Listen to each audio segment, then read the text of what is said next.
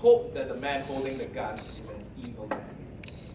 He would take his time to feel you're being at his mercy and take the time to feel powerful from that. He would gloat. A good man would kill you with hardly a word. It is often a sign of deep conviction to be able to undertake such an unfettered approach. When one holds this, to speak of truths and of such men, we often cast them accolades after time has passed. We might call them the one we needed, but not the one we deserve. But such men, when they do their things, they do not care for such titles. They do not give the time for it. They will do what is needed to be done and return home for dinner with their families. Fellow Toastmasters and Singaporeans, we are all very privileged and fortunate to have lived a life that has been touched by a man who is made of iron.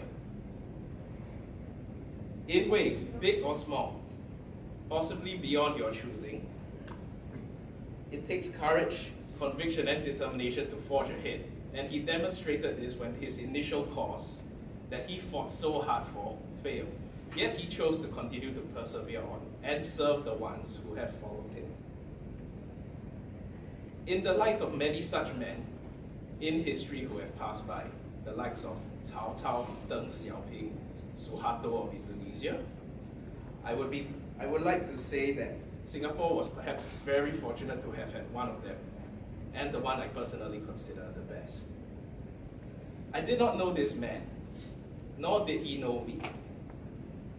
The very fact that I am capable of speaking Mandarin, however, is already part of his legacy. The fact that in Singapore we can see sites as a church and a mosque planted next to each other would be an absurd notion to consider in other nations. Yet here, it goes even one step further. Perhaps during lunch break, you might even see the imam come out and meet with the pastor as friends to go together for lunch. He has done so much that the records of what he has done look so trivial as even today, news of world leaders who have sought him for advice over the years and generations is continuing to trickle in to build a more complete record of his history.